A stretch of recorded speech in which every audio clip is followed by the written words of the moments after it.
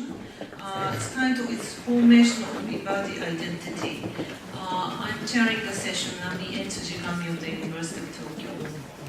So I would like to introduce Professor Elcelia Francesca from Naples University. The title of her presentation is The Spread of the Community at Ibadi Diaspora in the Early Ibadi Sources.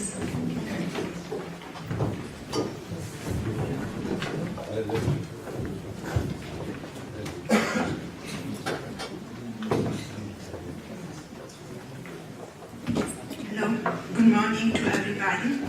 First of all, I would like to thank the organizer of this conference, Angeliki Abdurrahman, for inviting me to this very interesting conference and to give me the chance again to exchange opinions with my friends and colleagues. I'm going to talk about the spread of the community and connect with the Ibadi diaspora in the early Ibadi centers. My paper aims at analyzing the role of the second Ibadi Imam, Abu Ubaida Muslim Ibn Karima Tamimi, in political activism and in developing early Ibadi community. Abu Ubaida succeeded Jabir ibn Zayed at the helm of the Ibadi movement in Basra, which he led until his death during the Al-Mansur Caliphate.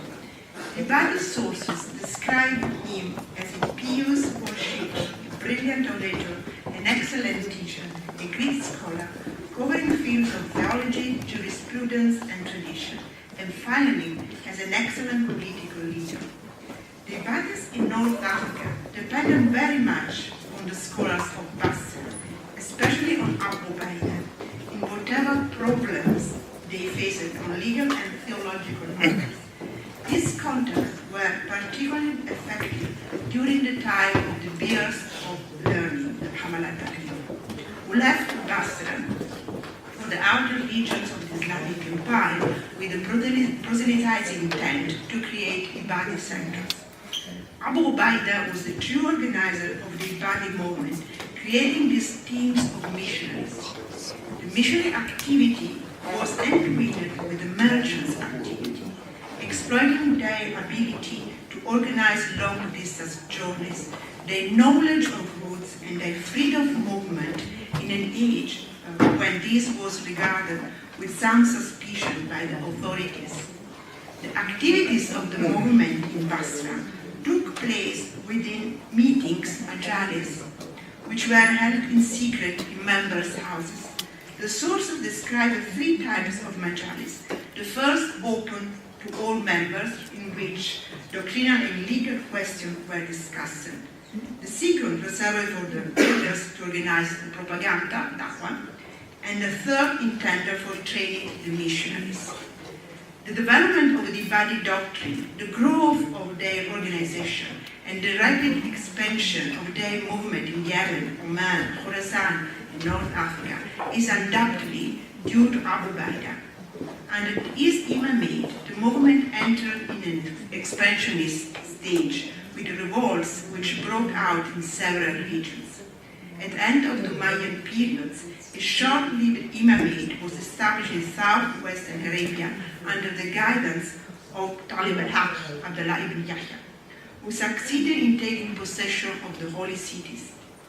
An imamate survived for a short time in Hadramaut, while further imamates were created in both North Africa and Oman,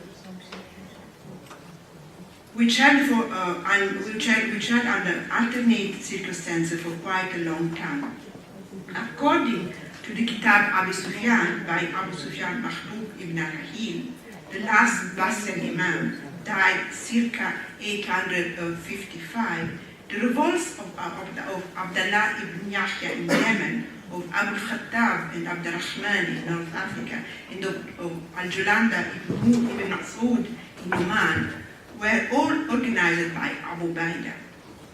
As Abdurrahman al-Salimi argued, epistles, generally called Siyar, are among the most important historical and intellectual sources for reconstructing the early development of the Ibadi movement. They proved that in the early stage of the diaspora, a network of authorities emerged. The Ibadis of North Africa depended very much on the scholars of Basra in whatever problems they faced on legal and theological issues. It became necessary to consult the Basran authorities since there was no original codified Ibadi doctrine the community could refer to. These contacts were particularly effective during the time of the Beers of Learning, the Hamalat Ilm. According to As-Salimi, the Siya proved the leading role of the Basran leaders and shed light on their attitude towards the Bali community in diaspora. In particular, Siya were a way to provide the members of the missionary network with instruction on their policies, enlightenment on controversial issues of the Bali doctrines, and suggestions to produce solutions to events that arose unexpectedly. Moreover, in their journeys, the Ibadi scholars and missionaries brought along books, thus contributing to the spreading of the Ibadi creed. Occasionally, the Ibadi authorities sent with each of their letters a delegation responsible for producing solutions to controversial issues. The exchange of epistles continued even after the Ibadis left Basra and moved to Oman, keeping alive the relationship among the Eastern and Western community. In this paper, I will focus mainly on Abu Baida's epistle on Zakat, the Risala ibn Abi Karima fil Zakat bil Imam Abil Khattab al-Ma'firi, which he probably addressed to the Maghribi by Imam Abu Khattab between 757 and 761. The letter is a reply, jawab, from Abu Baida on questions concerning the payment of Zakat, as well as on other matters relating to both law and dogma. The text has been published in Oman in 1982 by Salim ibn Muhammad al-Harithi. It is made of 26 pages. It is based on a manuscript coming from Dar al-Qutb al-Misriya in Cairo. Al-Harithi designated Abu al-Khattab, one of the Hamlat Alim sent out to the Maghreb, who was elected Imam in 757, as the recipient of the letter, although he is not expressly mentioned in the beginning of the letter. Al-Harithi bases his statement also on Khulaifa Nashat al-Haraq al-Ibadiyya. On the contrary, according to Al-Nami, Abu Ubaida wrote the epistle to Ismail Ziyad al-Nafusi. The Risala ibn Abi Karima fil Zakat is of particular importance for the understanding of Abu Ubaida's way of legal reasoning. It includes fatwas which reveal the opinion of Abu Ubaida as well as of other Ibadi authorities who are referred to by name, for example, Jabir ibn Zayd, or by the general term Ashabuna, our companions, or Jama'at al-Muslimin, the board of Muslim, actually the board of the Ibadi authorities. Moreover, the Risala offers valuable insights into the relationship between the Ibadi community in Basra and the Ibadis in Maghreb.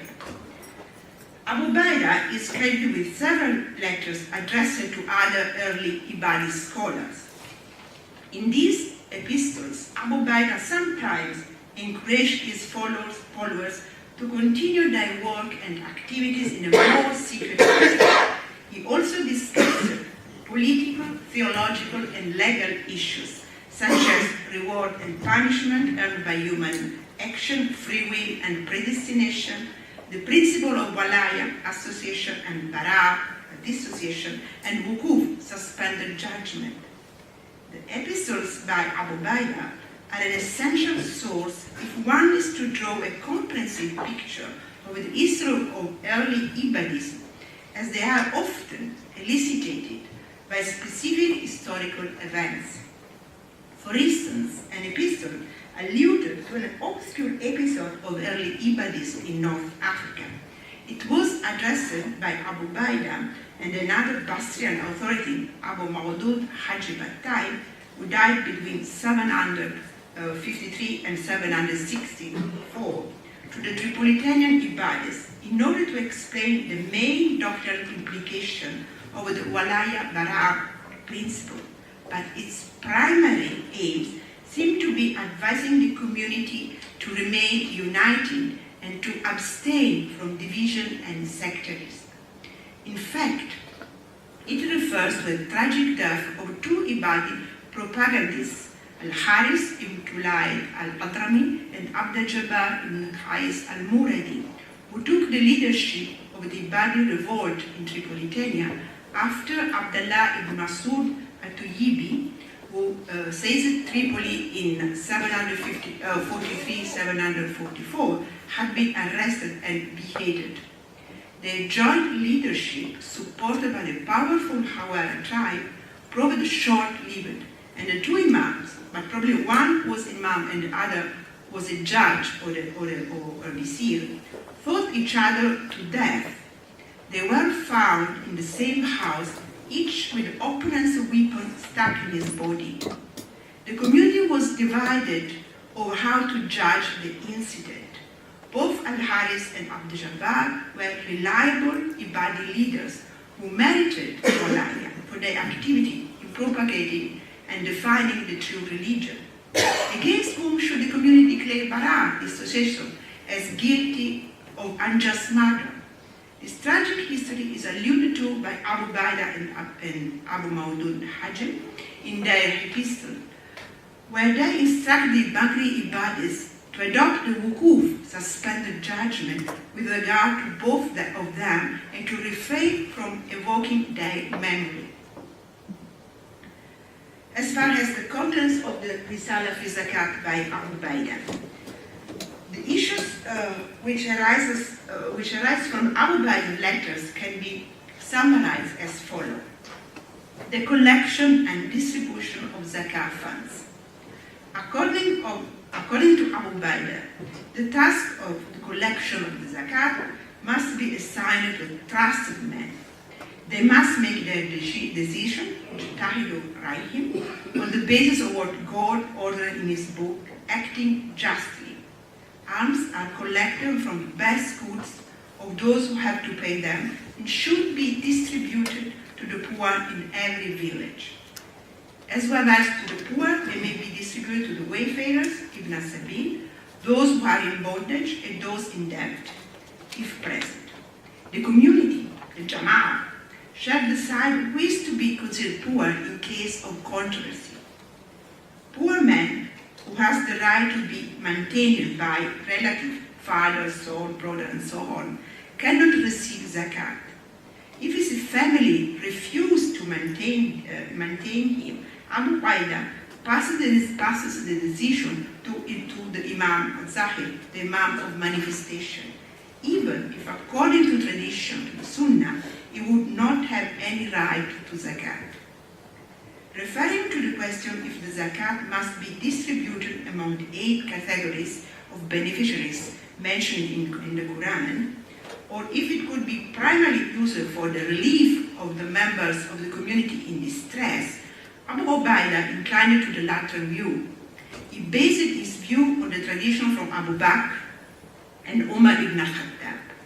Moreover, the zakat collectors are not entitled to receive a share from the zakat, but only a remuneration and upkeep for the amount. The same was true for the governor, the wali.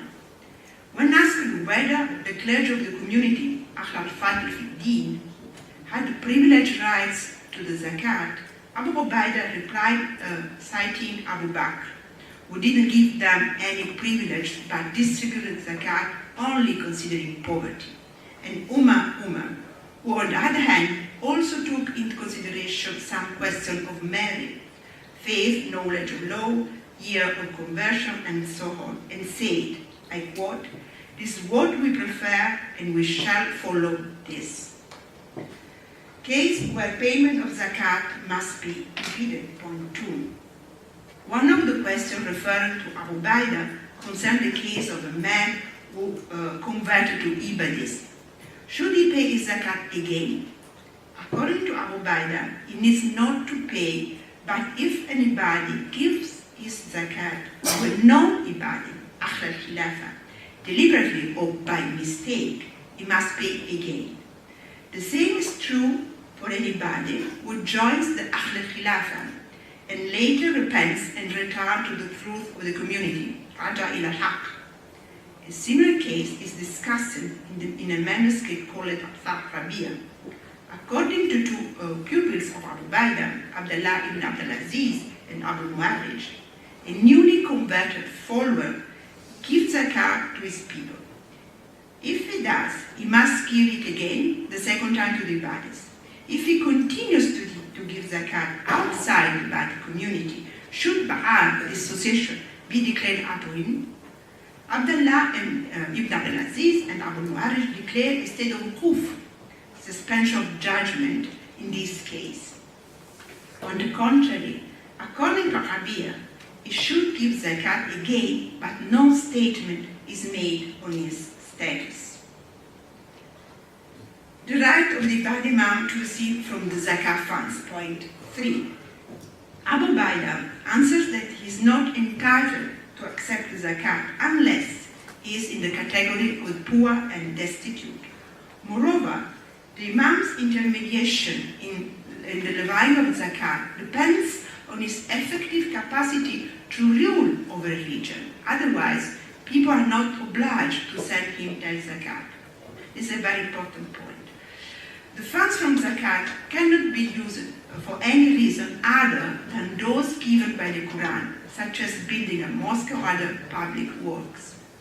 The episode also discussed the right of the Ibadi Imam to receive from the spoil of the war from fire. Abu Ubaidah states that he has no right unless he fought against people in the name of justice bil ma'ruf. Furthermore, he cites tradition referring to the first two caliphs, Abu Bakr and Umar, who is stressed would both take the spoils only when it was strictly necessary to keep themselves and their families. Furthermore, when Omar was dying, he ordered his son Abdullah to give his money to the central treasury, to the Bait al-Mal. However, this model of sober and modesty lifestyle for the leader of the community was soon abandoned, and the Imam were given a privilege to the detriment of the Muslim. The question of Walaya and Bara. An important point discussed in the Risala is connected to the conduct of the person to whom zakat should be given. Only the poor ibadi in the state of association, walaya, deserve a share of the zakat funds. Anyone who has lost the status of association due to, for example, a false testimony, a false accusation of adultery, or because he has drunk in a peace, is not entitled to receive from the zakat. He is considered fasik, and bara should be declared against him.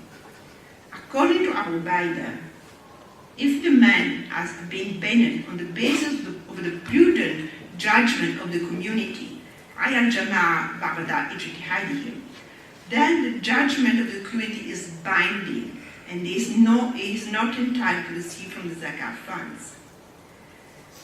Point 5, the zakat on the wealth belonging to a minor. As far as the wealth belonging to a minor is concerned, Abu Ubaidah apparently maintains that no zakat is due on it, basing his opinion on Quran. The Quran is, I quote, "Take alms from out of their property, would cleanse them and purify them thereby," end quotation. This purification, Abu Ubaidah argues, is from the sins committed, and the minor has no committed sins.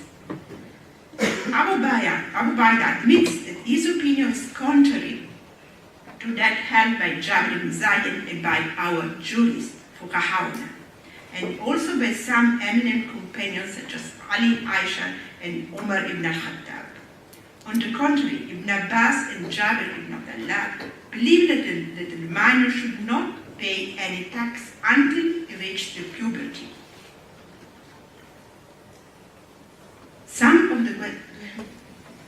of the questions treated in the Risala by Abu Ubaidah are also found in the epistle by Muhammad Mahbub al-Rahil, who died 874, written to the people of the Maghreb on behalf of the Omani Imam Asad ibn Malik.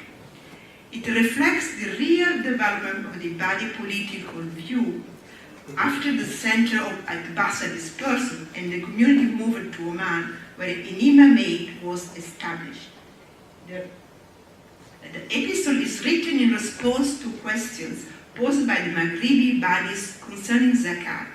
In particular, whether zakat should be paid to a government that offers no protection. According to Abdurrahman al-Salimi, the sender was perhaps from Jabal Nafusa or Tripoli, where Ibadis had split into several subdivisions, namely the Nukariya, the Nafaziyya, and the Khalafiyya, who were unsure as to whether or not they should obey the Rustamids, Imams of Taher.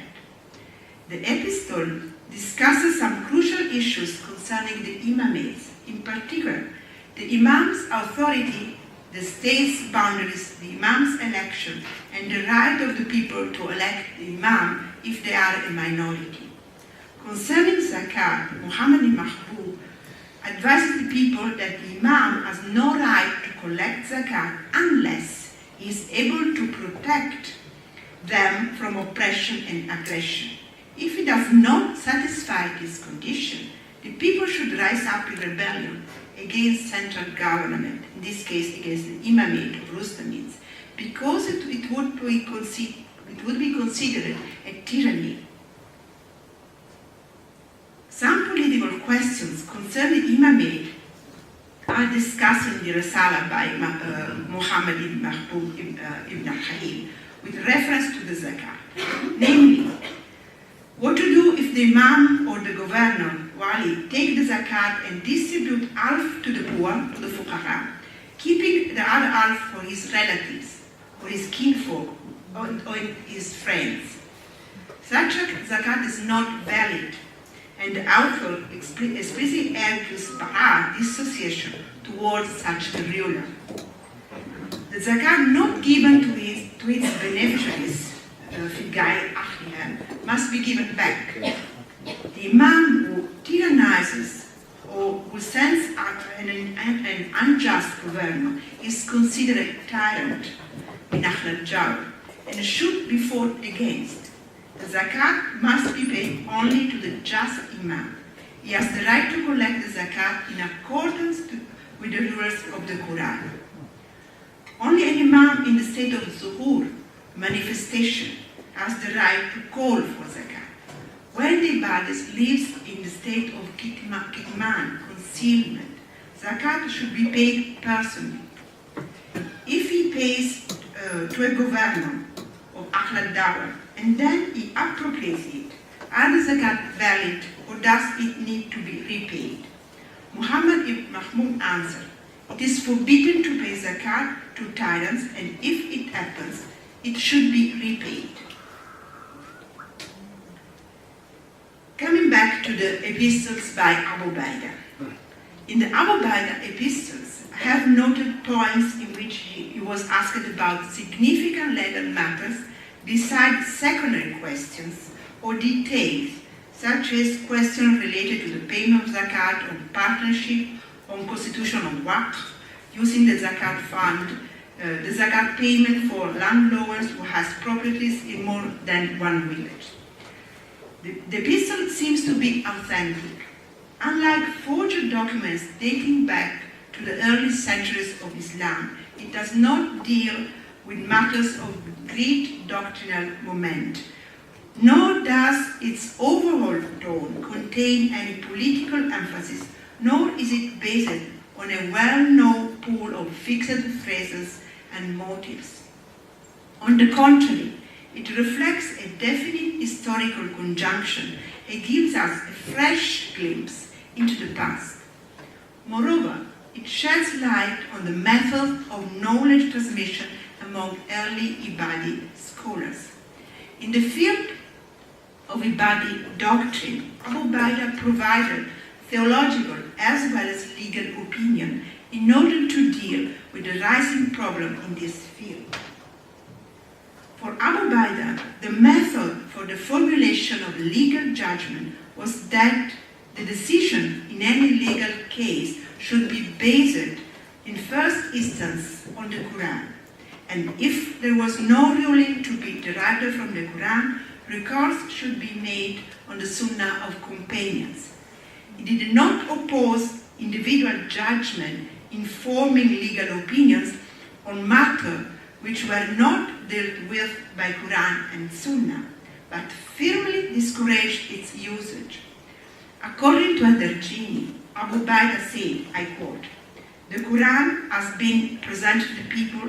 Whoever thinks he is able to learn something by himself without making recourse to it, God shall alienate him as he has alienated himself from him." End of quotation.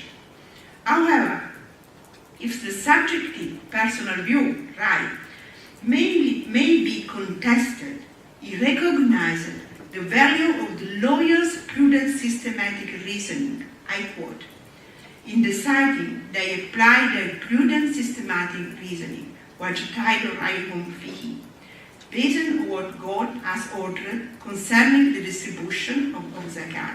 Among those who he has ordered shall receive them." End of quotation. The first theories on the role of consensus, ijma, can be attributed to Abu Baida, which, if it's the fruit of prudent systematic reasoning by the lawyers, رأي الجماعة بعد اجتهادهم, is binding. In the Risala, Abu Baida claims the professorship of the following companions for the Ibadi school: Ibn Abbas, Ibn Mas'ud, Abdullah ibn Salam. He also records the opinion of Abu Bakr, Umar, Ali, Aisha, Ibn Abbas, and Jabir ibn Abdullah. In the Masail by Abu Baida, studied by Nami, he further says, I quote, "We walked in their step, followed their saying, relied on their conduct, and emulated their methods." End of quotation. He described them, their companions, as being, I quote, "firmly rooted in knowledge." He also states that, I quote, "those who had intelligence and understanding would not be interested in views and opinions which emerged after the time of the companions. It is the aim only of those who became lax in their worship to be interested in what happened after the companions." End of the quotation. Conclusion. The ancient Ibadi sources provide us with much raw data for analyzing the Ibadi jurists' contribution in the developing process of Islamic law. Thus, a thorough analysis of old Ibadi material may add a new dimension not only to the image of the movement, but to the whole history of the medieval Islam. Although extreme caution should be exercised in handling early reports, the study of the origins and development of Islamic sources is essential for an understanding of the genesis of Islamic histories and civilization. The Risala by Abu Baida offers a unique perspective on the Ibadi scholarly network and provides a valuable example on how scholarship and transmission of knowledge responded to and was elicited by both social change and political demands. These needs and demands changed over time in response to the Dawah impulse and the consolidation process of the Ibadi communities living in diaspora. Ibadi diaspora affected the way how ideas within Ibadi paradigm were transmitted. This correlation between networks, religious discourse, and power dynamics seems to yield some important insight into the early development of the Ibadi community. Thank you a lot for your attention. Thank you very much, Ercilio. It is very interesting and profound analysis on the governance and knowledge transmission and long-distance network in North Africa in the early Ibadi era through the text of the Zakat. Thank you very much. So let's move on to Professor Walid Saleh. The title is Ibadi Legal Islam. That's mine. Assalamu alaikum, good morning. I also want to say again how honored I am to be here. I'm actually an interloper to Buddhism, and if it wasn't for these conferences, I wouldn't have learned a lot and continue to learn, and for that I'm really grateful. So today, my talk today is about a newly issued. Okay. Issued.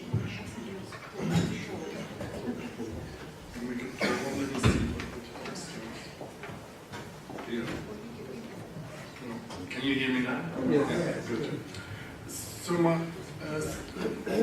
my talk today is about a recent publication that came out from Germany, and I do have to tell you the story.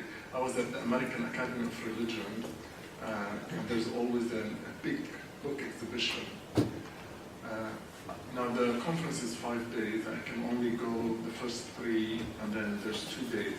What happens is books are sold on discount in the last 2 days, which means if I want a book, I have to pay the full price, etc. So I go and see this book, which Athar ibn Rabi'a, on the table, 1 copy, and I picked up. I knew I want to buy it. I said to the guy, do you want to sell it to me? He says, you have to come on the last day to get the discount. I said to him, look at it. Do you really think there's somebody in this whole conference that's going to pay $60 to buy it? I said, no, take it. So that's that. So the recent publications of early body literature is transforming our understanding, not only of this early Islamic sect of Buddhism, but actually of other Islamic sects. And that's really how my interest. The text that I'm looking at today has already been mentioned by Professors Van Es and Nadelon. Now, this was before its publication, which came out in 2016. It was published in Germany by Dr. Kahlan al-Khalousi. This is his dissertation, and now it came out in addition, under the title Athar al-Rabi' bin Habib, with a short English introduction to the work. Now, and then an extensive commentary on each of the athar.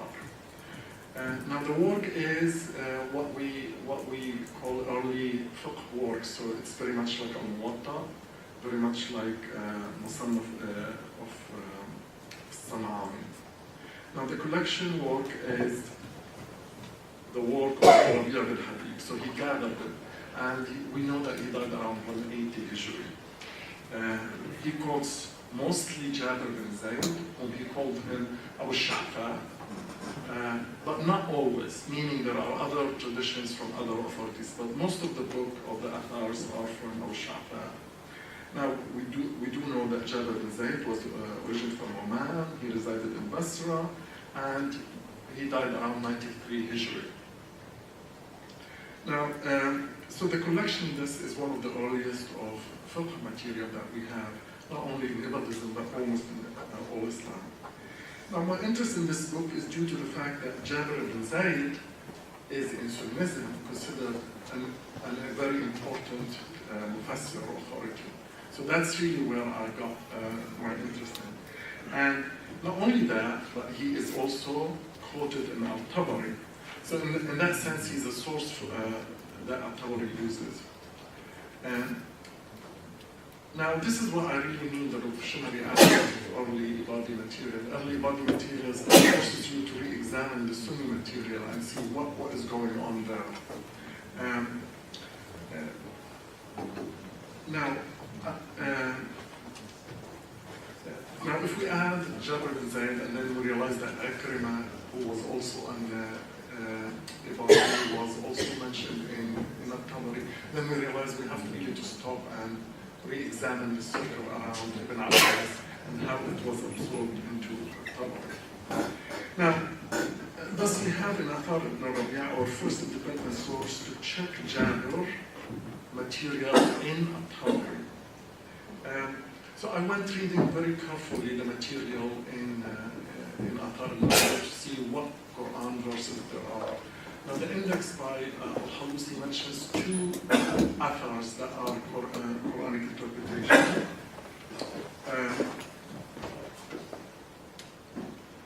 And then I re-examined it, I found 3, so we have 5. So now, I was also searching for exact Quran material, meaning not if an athar refers to a verse indirectly. No, I want a Quranic material quoted and then commented upon. Now, the problem is, as you can see, early fiqh sources don't usually mention the Quran explicitly, or hadith for that matter. So there's only 5 athar out of 316. And let me give you what they are. So we have number 161.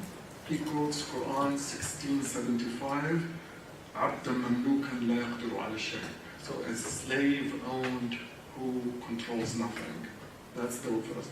And then number 169, he quotes Quran 2197, which refers to Al-Hajj Ashhur Ma'lumat. So pilgrimage are known months.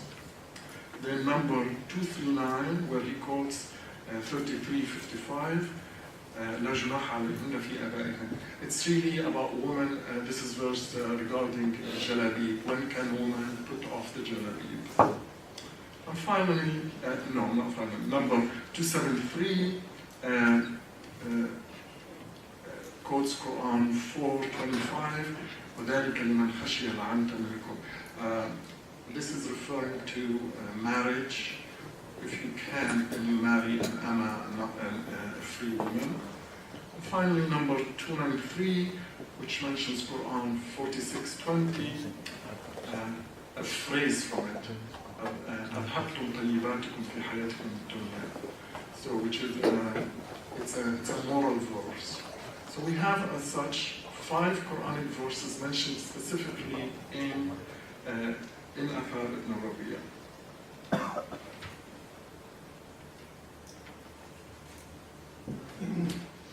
Now, we should not complain here about the dearth of material, because that's really what we expect in an early fiqh work. Now, the first thing to note is that in Sunni scholarly memory, Jabir bin Zayd is remembered mainly as a mufassir. So in a sense, how an early authority is understood by each sect is different. So Jabir bin Zayd is seen as a faqih in Ibadism, as a mufassir in Sunnism.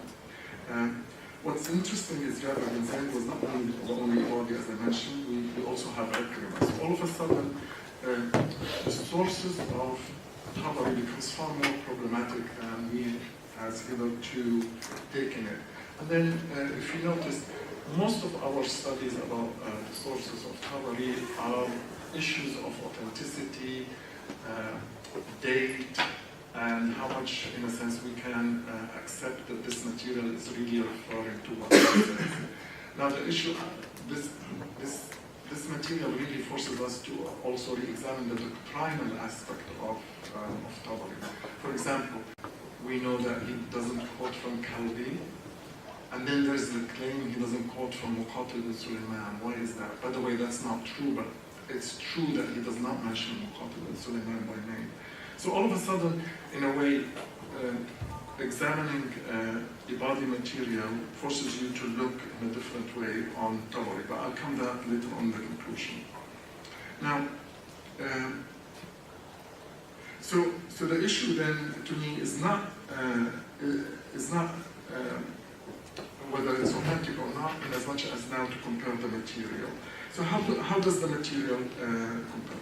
Let me go through, I want to give you 4 examples. Out of the 5, I'm taking 4 and then comparing them to what Tabari has to say. So the first one is number 169, and remind you, Al-Hajj Ashhur Ma'lumat. At-Tabari brings this athar from Jabir bin Zayd exactly. So we do know that khabar in Athar ibn Rabi'a is in existence in Tabari. Now, you think this is a happy news? Yes and no. Yes, because it confirms like what my knowledge, but no, because this is a very widespread interpretation, meaning almost all the authorities in early Islam have the same interpretation. So it makes you to pause. Everybody thinks that there's 4 months, etc., and they give them. So, okay, this is good news, but you can't do much with it. Now, the second one is number 293, which covers Quran 239. I keep coming up. There's 293 and there's 239. I keep confusing them. No, this is 239, and 239 covers a legal divorce. When do women can like basically show, take off the jilbab, and simply Jabir bin Zayd says, here are the people who a woman can take off the jilbab, and he cites the verse. Now, at Tabari, the opinion of Jabir bin Zayd is given in At-Tabari, but Jabir is not mentioned. So the very opinion of Jabir is taken and said, and some people said, so he doesn't mention Jabir. Now, it's not clear why he's doing that, but at least it's the same ruling. Okay, so that's the second case. Now, the third case, the third example is number 161. Abdan Mamlukan La Yaqdiru Ala Shay, which really discusses Quran 1675. The legal authority of a slave. What can a slave do and not do? Now, the issue here, can a slave substantiate a legal reality by uttering the words of Torah? Jabir bin Zayd refuses that a slave can occasion divorce and cites 1675 as his proof. Okay, so Jabir bin Zayd said the talaq of abd does not cannot be happen. Now, if you look at Tabari at this verse, Tabari refuses to do one thing that the tradition seems to have done, which is use this verse as a legal verse. Now, this little verse is part of a parable in the Quran. So there's a parable in the Quran telling about what is a useful human being and what not is a useful human being, and it cites a slave who doesn't know how to do things. So Tabari insists on the historicity of the context and refuses to give any legal understanding of this Torah. Okay, so this is a big disappointment, but if you look at Qurtubi, or you look later on, basically, Tha'labi doesn't mention anything, but with Wahidi, we start seeing that this verse has been used in legal understanding.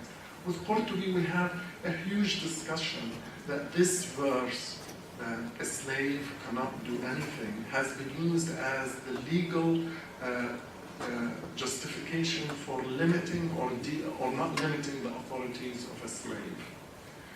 And there we find the opinion of Jabir ibn Zayd as expressed in Athar Rabi'a. It's available there, but Jabir is not mentioned. So which tells you that this Tabari, for various reasons, does not want to give this verse its legal meaning. So this is good, meaning that that verse was originally used as a legal tool. Okay, so it's not clear why Tabari decided not to discuss at this place the abundant use of this verse in the legal tradition about the status of the slave. But yet, if we look beyond Tabari, Al-Qurtubi, for example, we find that this was a very heavily used phrase by every kind of legal school. And indeed, Al-Qurtubi does mention the same legal ruling as Jabir ibn Zayd without mentioning Jabir. Okay. Now, so what do we have here? We have a quotation in Athar that is exactly mentioned in Al-Tabari. We have a second one where the legal ruling is mentioned about the name of Jabir, and then Tabari decides not to quote anything, but we do know from vast literature that it is there, that the statement of Jabir has been recorded, although it's not attributed to him. Now, the fourth verse, the fourth example, is actually what to me is the most fundamentally interesting about all this exercise. The fourth example is perhaps the most important example. It's what we call moral legal understanding of a Quranic verse. And this is number 293 in Athar, and he's quoting Al-Ahqaf 46:20, أَذْهَبْتُمْ طَيِّبَاتِكُمْ فِي الْحَيَاةِ الدُّنْيَا. You have wasted the good things that you ought to enjoy in this life. Now this is a phrase in a longer verse, and the longer verse reads as follows.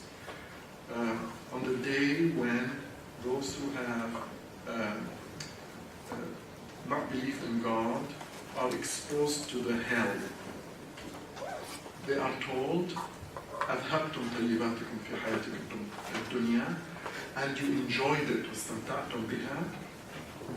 So today you are given عَذَابَ الْهُونِ, فَالْيَوْمَ تُجْزَوْنَ عَذَابَ الْهُونِ, with what you used to be mighty, تَسْتَكْبِرُونَ فِي الْأَرْضِ بِغَيْرِ الْحَقِّ, without justice, وَبِمَا كُنْتُمْ تَفْسُقُونَ, under that which you used to be impiety. So you can see that, by the way, the verse is rather a very heavily moral verse, and the phrase is taken out. So what's the story? Now, in Athar ibn Rabi', we have a story. So one day, let me quote it for you in Arabic because it's short. الربيع عن عمارة أن أبا الشعفاء عطره يزيد بن أبي مسلم فانطلق إلى النهر فجعل يغسل ذلك العطر عنه وهو يقول أذهبتم طيباتكم في حياتكم الدنيا. So, Rabi' quoting Amara that Jabir bin Zayd or Sha'fa was given perfume by a certain Yazid bin Abi Muslim. And this, according to the notes, is someone from the entourage of Al-Hajjaj. So after this happened, he ran to the river and washed it and recited this verse. Now this is all what it is. So it's one line tradition in Athar. Now clearly, so what does it mean is really not stated. Does it mean that al-atur is a luxury that one shouldn't use here and wait for heaven? Or is it a gift from an unjust ruler that we need to wash away? So it's not clear which one is the issue here. And most probably it's the second. Now, what's interesting about this athar is that Jabir is quoted a phrase from the verse. So, not the full verse, but the quote. Now, the legal implications are not spelled out. Is it about gifts from oppressors or dealing with oppressors, which I think that's spelled, or is it itself the author? In any case, this is a unique tradition in Athar al-Rabi' al-Habib, meaning there's nothing like it at all. This is a direct understanding of a verse in broader moral terms, meaning he's making a general statement about how a Muslim life morally should be conducted. Now, does At-Tabari quote this tradition? Indeed, he does. Okay, so this is, but not in the way we would like it. He doesn't quote the story. So what does he say? He has actually a long section on this very tradition. At the very end of this verse, he calls حدثني يوسف قال أخبرني ابن وهب قال ابن زيد في قوله تعالى أذهبتم طيباتكم في حياتكم الدنيا إلى آخر الآية. So he starts that Ibn Zayd or Jabir ibn Zayd has said something about this verse. What did he say? Not the anecdote, but he quotes three other Quranic verses So he brings Hud 15, Shura 20, Isra 18. So he brings 3 other verses and then says, قال هؤلاء الذين أذهبوا طيباتهم في حياة الدنيا. So then, not only the first verse, but 3 others. So in total, 4 verses are the people who had wasted their chance of living life good by living life good in this world. Now, by the way, if you are interested, Hud 15 is من كان يريد الحياة الدنيا وزينتها نوفي إليهم أعمالهم فيها وهم فيها لا يبخسون. So those who want this world, God is generous enough to give them a good life in this world. Now, Shura, من كان يريد حرث الآخرة نزد له في حرثه ومن كان يريد حرث الدنيا نؤتي منه. So in a sense, if you want this world and the benefits of it, we give it to you. If you want the other world, we give it to you. And then in Isra, من كان يريد العاجلة عجلنا له فيها ما نشاء لمن نريد. If you want this world, al-ajla, we'll give it to you. And then he goes, so now, what is happening here? Like, how do you understand? Clearly, Al-Tabari is thus aware of the fact that Jabir has commented on this phrase. And he does cite the same interpretation, but it is a different tradition. It's an interpretation that is divorced from the political situation Jabir ibn Zayd has narrated that understanding. So the tradition is sanitized. It's taken away from any political early Islamic discomfort and put in this very, in a sense, morally Quranic atmosphere. Now, so I've given you 4 examples from Atar ibn Rabi'a and how, whether they're available or not in Al-Tabari. So what are like the preliminary results of that? What conclusions can we draw from this initial reading of Atar ibn Rabi'a and Al-Tabari? First, Al-Tabari was quoting old material. So that seems a platitude or stating the obvious. But I think if, in a sense, the way Tabari has been studied, we really need to emphasize. So there is old material in Al-Tabari. The Isnad and Al-Tabari are thus old themselves. To various degree, they have to be taken seriously. They, in a sense, they do point to the direction where a certain tradition has come from. Now, how old and who is really saying the tradition, that's a different matter. So is it Jabir bin Zayd or is it Sumam? That's really to be decided, but at least we know that the material is coming from a certain trend in early Islam. Second, Al-Tabari seems to have decided that Ibadi authorities in tafsir are not unacceptable material, and that to me is really a very important aspect. So in a sense, and this will have to deal with how Sunnism ultimately tried to resolve the problem of Jama'ah. Clearly, Tabari does not see Ibadi material as something that he doesn't really want to quote. Now, this is a very interesting statement to state because Tabari was very suspicious of materials. So he doesn't quote Al-Kalbi, although Kalbi, by the way, is through Tha'labi will become an essential part, Al-Muqatil, an essential part of Sunni tafsir. He decides not to. Then Muqatil plays this game of pretending not to have read. Then Tabari plays the game that he has not read Muqatil bin Sulaiman, which, by the way, is not true. He has read it and he quotes it. He just does not want to mention him. So in a sense, mentioning about the authority in Tabari is in itself a fascinating realization. Thirdly, the diverse material in Tabari implies that Sunni hermeneutical was actually a compromise, and that's really what I would really the major insight. Meaning, Sunnism is a hybrid, and is a hybrid from very early on. It really try to include as much as possible from the early sources in ways that we are only just now realizing coming to grip with. In At-Tabari, now there's the body material, but then if you look at Maturidi, there is heavy Mu'tazilite material. So in a sense, Tabari in the middle of the Islamic world was taking on this old material from various parts and turning it Sunni. And the Maturidi in the eastern part was reappropriating Mu'tazili material and making it part of Sunni hermeneutics.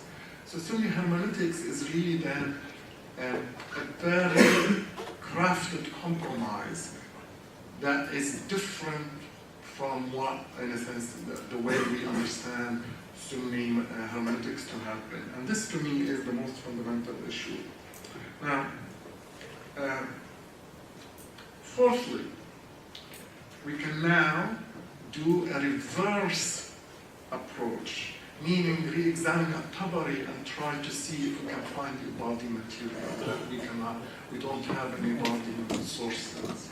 And that to me is an exciting issue. Meaning, can we now, if At-Tabari was quoting Ibadi material, can we now go back to At-Tabari and see if we can extract that material?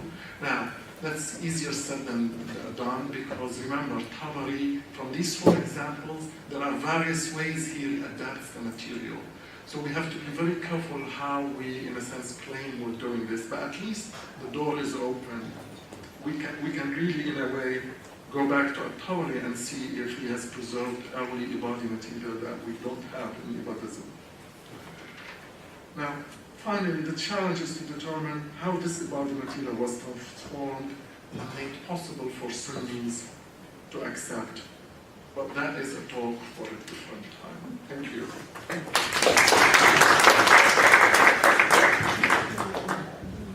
Thank you very much, Professor Walid Saleh. It's very interesting, and we would like to know the future research, maybe for the next conference. So let's move on to the third speaker, Professor Saleh Al-Saidi. His topic is on the concept of spatial dimensions in the Ibadi school.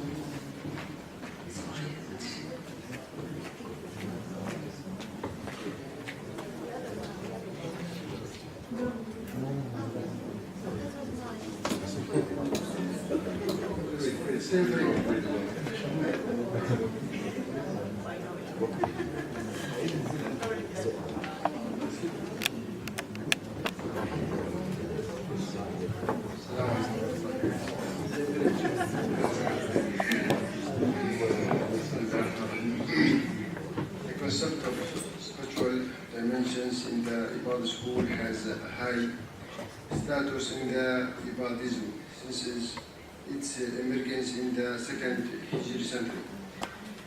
Whether at the religious, intellectual level or the practice spiritual level, in the intellectual level, the Ibadi connotation identify the land of Islam, Dar al-Islam, land of disbelief, Dar al-Kufr, land of allegiance, Dar al-Muwafiqeen, and land of non-allegiant, Dar al-Mukhalifeen.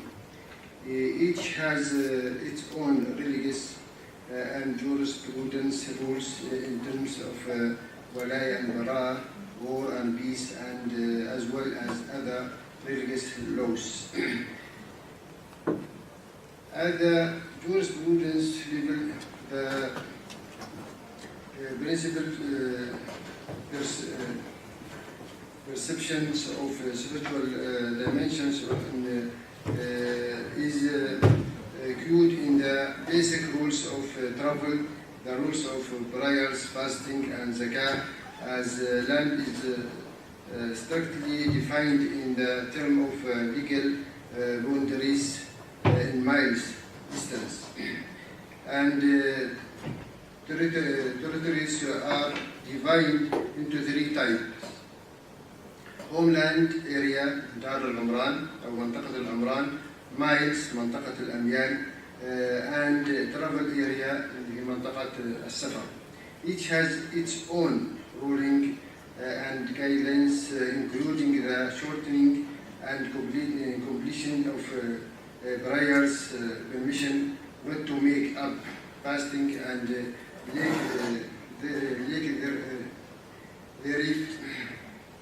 thereof, and the number of countries where Muslim can, men and women can take and make it their homeland.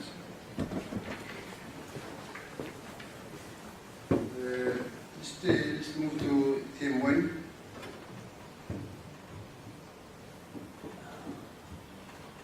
Spiritual identity in the Ibadi and Judicial studies. Foremost, Ibadi do not consider the hijrah, migration of their followers to their land is obligatory. In 64 AH of the Islamic calendar, several religious groups opposing the Umayyad state held a high-profile meeting and revolted against the Imam Ali ibn Abi Talib after he agreed to arbitration following the Battle of Siffin, including that no rule but Allah.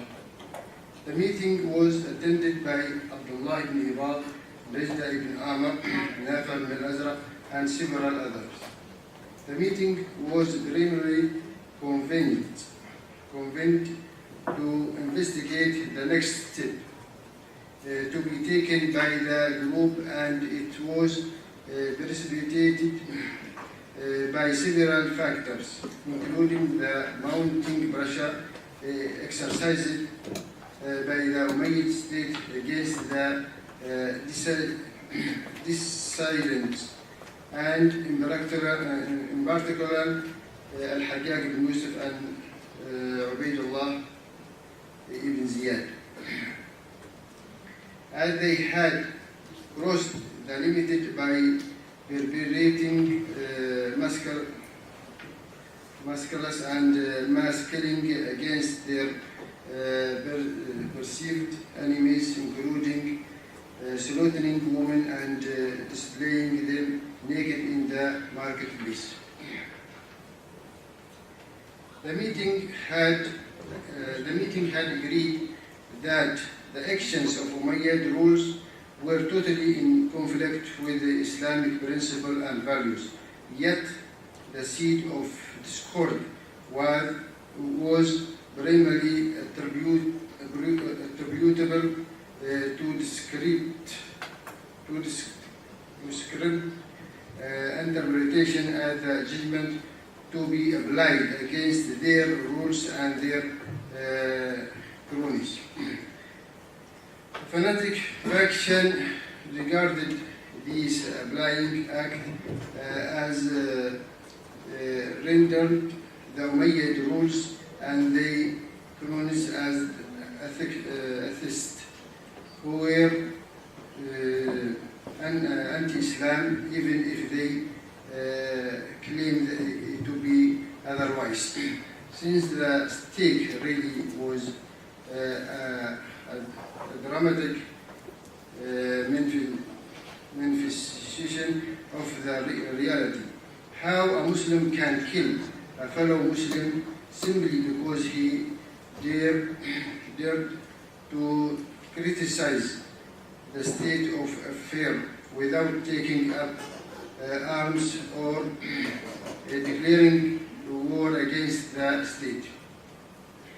However, a mainstream faction shown self-restraint and thought it was not right to fall prey to intent, emotion, and massive anger to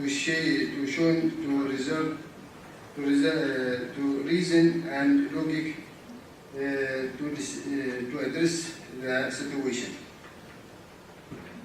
Nafi ibn al-Azraq Nathan al-Azraq and his followers, who were the proponent of extreme doctrine, declared the territory's rules by non-allegiant to the right path as Dar al-Kufr,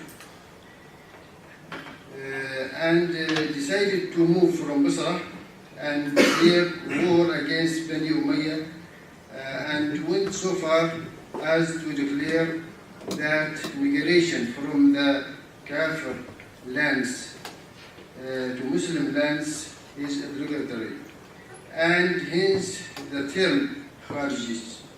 In contrast, Abdullah ibn Ibad, a moderate stand, and decided to stay in Basra, and hence the term Al-Qa'ada, those putting forward to foundation of Ibadi doctrine adopted by Ibadists, arguing that non-allegiance to the sect should not be treated as rendering people out of the circle of Islam.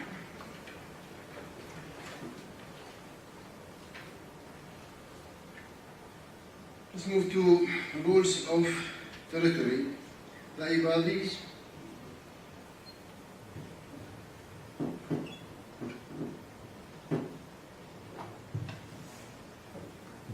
rules of territory. The Ibadis have elaborately explained the rules of land in terms of its inhabitants and rulers, and definition from the religious standpoint. Abdul Aziz al-Tamimi clarified that land or dar is an area or country or territory under the jurisdiction of a just or unjust ruler that is apparently legitimate by the prevalent system of government. First-time said the same, actually. Division of land. The Ibadis divided the land into four main divisions. One, land of justice, sometimes called the land of elegant Dar al-Muwafiqin. It is the land under the rule of just Muslim government, and it's commonly the Ibadi land, where a just ruler elected in accordance with the Ibadi traditional. Just rules must be treated as a true Muslim in terms of walaya and bara, and permitted praying with them, marrying their women, eating their sacrificial animals, praying for their dead people, and accepting their testimonies, unless they did something that is apparently anti-Islam. The second one, land of injustice, sometimes called the land of non-allegiant, Dar al-Mukhalifin. It is the land where Muslims are the majority under the rule of injustice government. Such land included the Umayyad and Abbasid states. The rulers of these states are entitled to be treated as Muslim, except in matter of walaya and bara. However, marrying from them, eating their sacrifice animal, burning the dead in their and accepting their testimony is accepted, of course. The third land of non-combatant non-combatant disbelievers. It is the land inhabited by non-Muslim, including polytheists and people of the book, Ahl al-Kitab, who are not in state of war with Muslims for being under a peace treaty or trust with Muslims. It is categories non-permissible to wage war against them due to the peace treaty between them and Muslims. The foreland land of combatant disbelievers. It is the land inhabited by non-Muslims, including polytheists and people of the book, who are in state of war with Muslims. As such, it is permissible for Muslims to wage war against them in accordance with the recognized principle. These people fall under the category of polytheists, and hence the woman satisfy animals and etc. is forbidden, of course. Alfred Sultai actually mentioned that in his book, Tabyin Af'al al-Ibad. Okay, let's now go. This is the table, of course, to produce what I'm set here. The second thing, spiritual identity in the Ibadi jurisprudential studies. In the spiritual identity if the spiritual identity in the Ibadi religious studies is determined by factor and as to who controls, rules, place, the spiritual identity from jurisprudence perspective is determined by settlement and settlement of individual in a certain place. As Salmi said, your homeland is where you live and you feel comfortable and happy, and that east or west home is the best and less obligate to flee your country for the fear of rising tyrant. That your homeland where you feel comfortable and you don't want to leave it, at least there is you have to do that by very strong reason.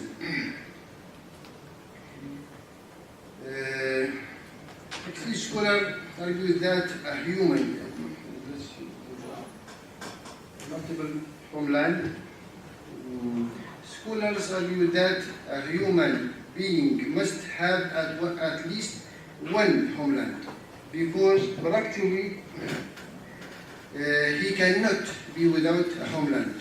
Al-Shammakhi argued that every person is inherently entitled to acquire the citizenship of country, and no one shall remain without citizenship in order to perform his religious obligatories, including prayers and fasting in the right manner, since during travel a person is entitled to shorten prayer and reform from fasting. Moreover, it is not permissible to make all countries a homeland, which could effectively contradict with travel legal rules.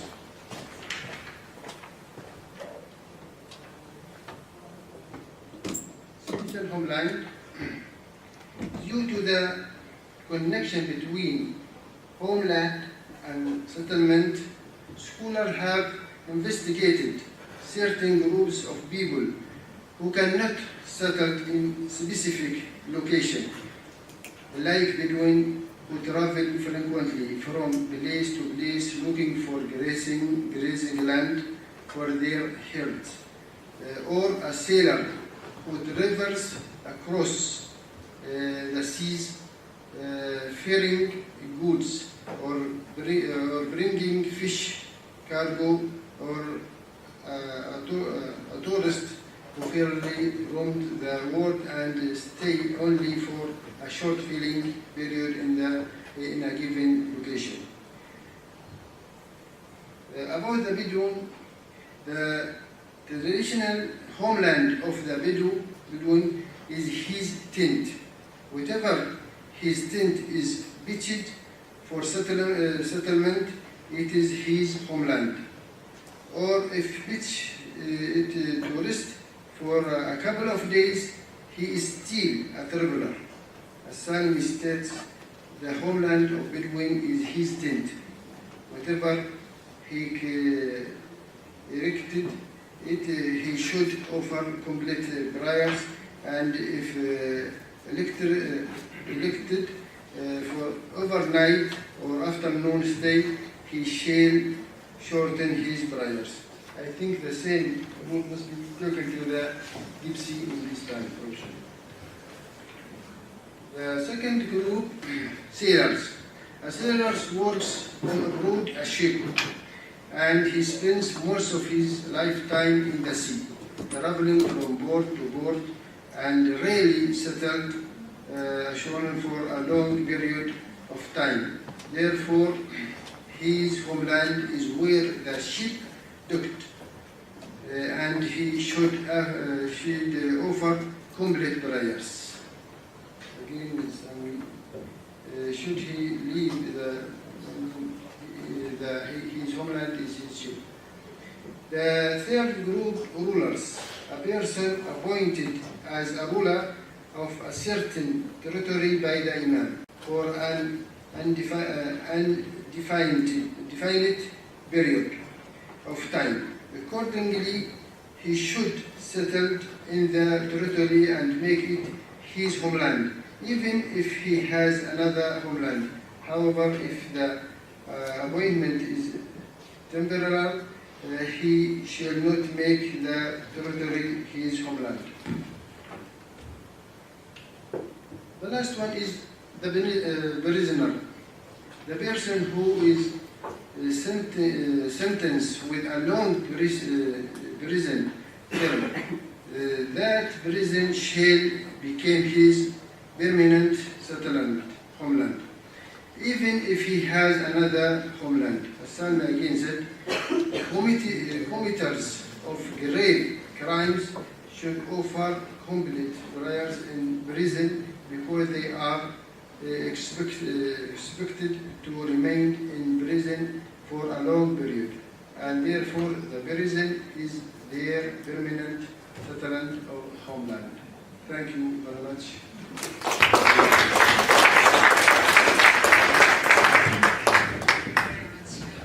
Thank you very much, Professor Saleh Al-Saidi.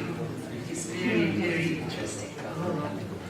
For me, who didn't have such opportunity to hear the talk about this. So now we have like 25 minutes for discussion. If you have any, yeah, we can make it less, but so if you have any questions, you may be tired. So if you have questions, please raise your hand and.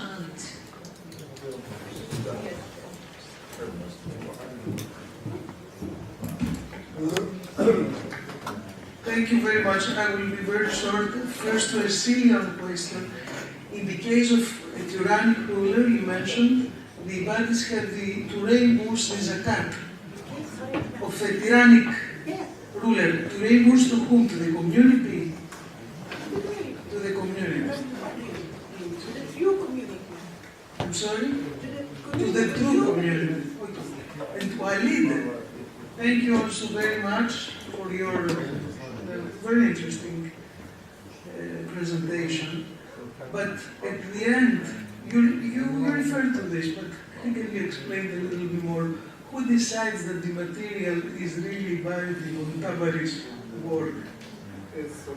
Who decides that the material in Tabari's work is really binding? That the one that he refers to. Thank you very much. And of course, I thank Saeed a lot. I have a lot of questions outside. Thank you. Well, I mean, it's just what I'm saying is that if we read Athar Rabia and look back at Tabari and we see that he has quoted these things, then the question does come up. Is there more about the material in Tabari that we don't know about? So now how do we go about finding it is a different matter. Just to give you an example, Ikrima's material, if we look at it through Ibadi lens, can we then reread it differently? So that's really my question. I'm saying this because there's a lot of Sunni material that before Maturidi, we would have thought that it's like, proper Sunni. But then through reading with the Maturidi at hand, we realized it was actually early Mu'tazili attitudes. So what I'm saying is, later Sunni hermeneutics have taken so much material from early sects that we need to re-examine them.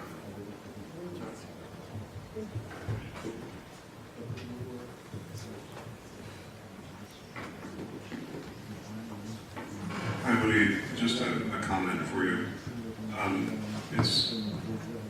It's kind of curious, not in Tabari's tafsir, but at least in his tarikh, he's pretty familiar with Kufa material through Abu Mikhnaf, and that same material seems to also show up in the North African Ibadi tradition, sometimes to the point where you have exact same sentences, same figures.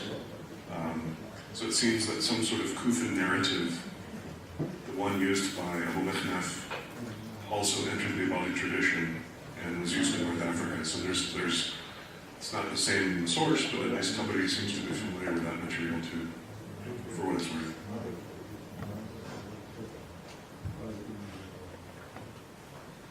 Any other questions?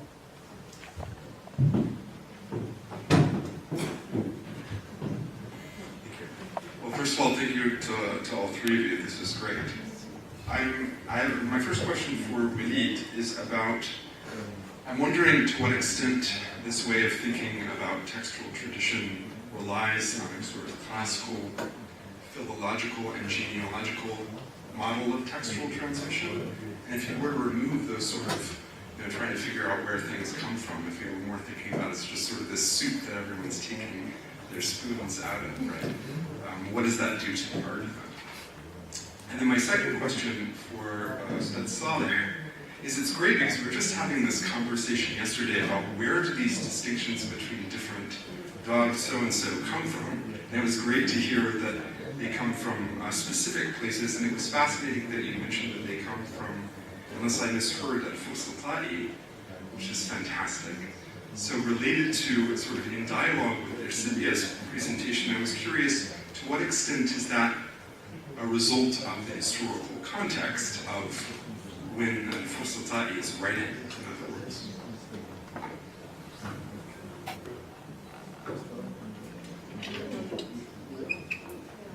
I actually don't. I don't have one. Well, can you repeat where? Sure, so just the general idea is, to what extent do you imagine these distinctions between these diyar al-arba'a that you gave us, right, are the result of the historical context that someone like Al-Fuslat'i was writing in? Is it a reflection of the reality of 11th century North Africa, or is it just legal theory? I don't remember. I mean, first I live in 6th century.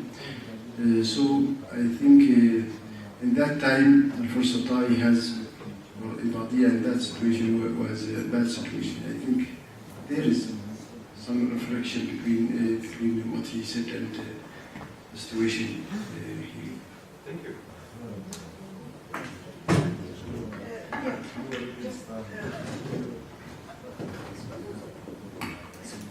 Just about the historical context, it's also more or less the same questions as Angeliki, so I can add something more.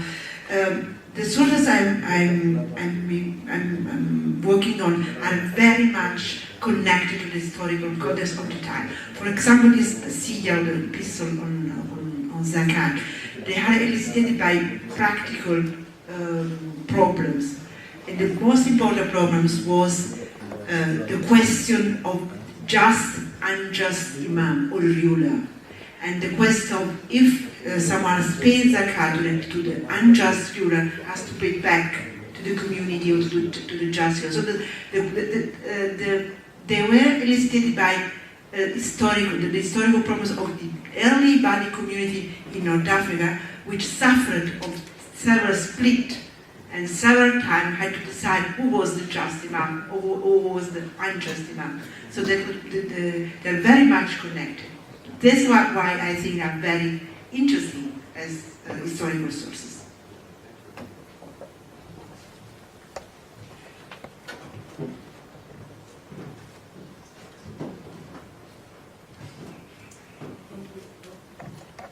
Thank you. So I have a question for Professor Wahid Saleh. I was just thinking about the implications of your argument and how different people might respond to them. So I'm someone who spends a lot of time with Salafis as well as Ibadis. And the Salafi sources that I spend time with and the people I spend time with, they would sort of respond perhaps by saying, well, isn't this just evidence that Jabir ibn Zayd was not seen as being, outside of any norms in terms of his creed? So, they would just sort of flatly deny that he's actually even related to Ibadism. And would they not reinterpret your information as, okay, well, if Tabari, who is so suspicious of these other characters, is not suspicious of Jabir ibn Zayd, I can imagine them making the argument, this is just evidence that he doesn't represent Ibadism. You can make that argument.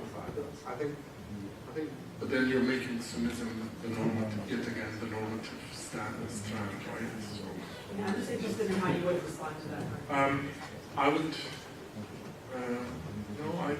I'd stick that, to if these authorities were seen as part of the early sectarian tradition, I would go.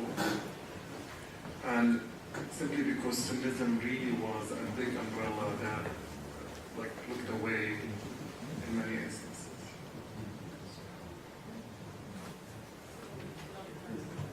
I would like to ask Professor Siyah, you mentioned about Rai and Qiyas.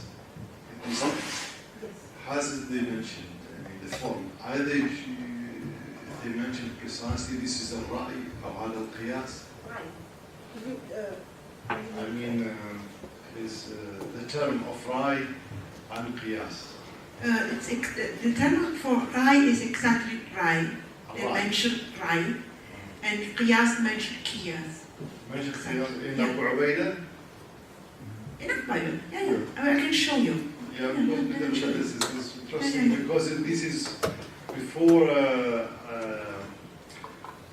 we know that it's Shafi'i, he said. Yeah, sure. Sure. So it was. For example.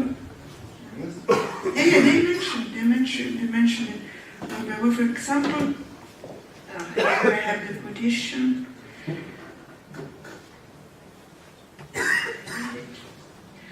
For example, Ubaid say they speaking about the Jama'ah, the community. They say ijtahidu ra'yihim. So he used the word ra'i, and he used as well the word qiyas. Yes. But it's not unusual in early sources. Because I found several times, even in the Qasar Arabiya and Tahbib,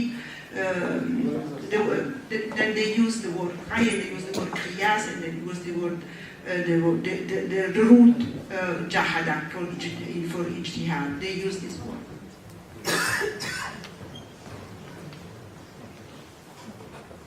So any other questions? questions, comments? If you don't have any questions, actually the coffee is ready. So I'd like to say thank you for the great talk. Thank you very much. So please come back to the next session at 11:45.